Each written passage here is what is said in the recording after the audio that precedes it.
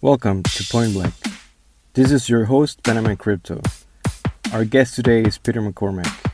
He is the host of What Bitcoin Did and Defines podcast. Without further ado, I'll leave you with this episode.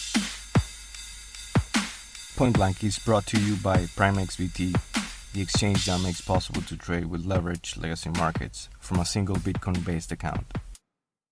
Hey there, Panama. How are you? Thank you for having me on. How has it been for you and your family during COVID?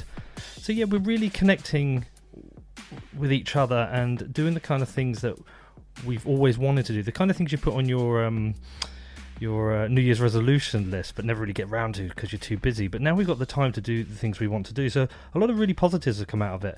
There have been a couple of negatives. You know, it's been a bit tense at times because I think just being locked up at home can get a bit stressful. And also, I think I drank more than I would normally. So I've ended up cutting that and knocking that on the head. But yeah, I drank more than normally. But in the main, I think life has been a lot better. What's your take on the COVID impact on the monetary system and Bitcoin? Oh, well, that's a big question. I think it's very, very scary what's happening. I don't think we will see the full impact for some months. At some point, furlough schemes are going to stop. People are going to be allowed to go back to work, but they might not have a company to go back to, and the economics of it might not really work. Compared to the rest of Europe, how has the UK fared with COVID? I don't think our government has done a particularly great job. I think it's highlighted some lack of preparedness for such a situation, and perhaps that means in the future they will have to have some kind of preparation for if there is ever a future pandemic. You think COVID was engineered or playing conspiracy against China?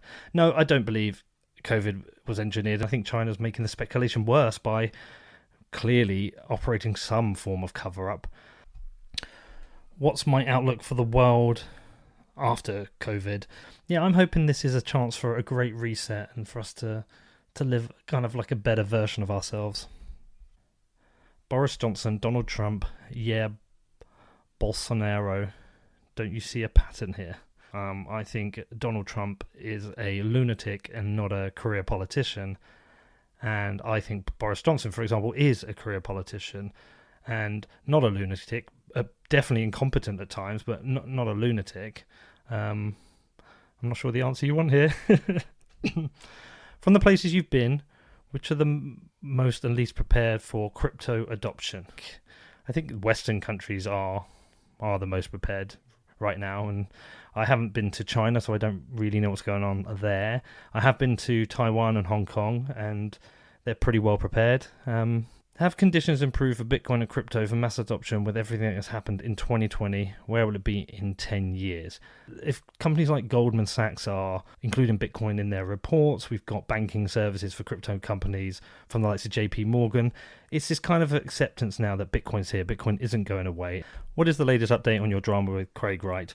I still stand by everything I've said. I'm still willing to defend myself. I will take this the full distance. I think it's very interesting following his multiple cases. There is a clear pattern of things going on here. But no, I can't talk too much about it. I'm just very, very confident of a win. You think shitcoins have a chance v Bitcoin, or Bitcoin will steal the show? No, Bitcoin is king.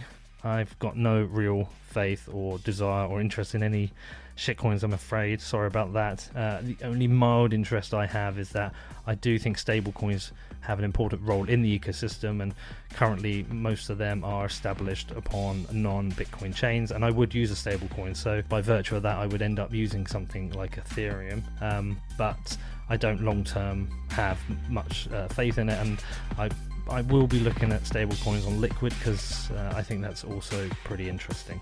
Alright, thank you for having me. I hope these answers were great. If anyone wants to reach out to me, you can.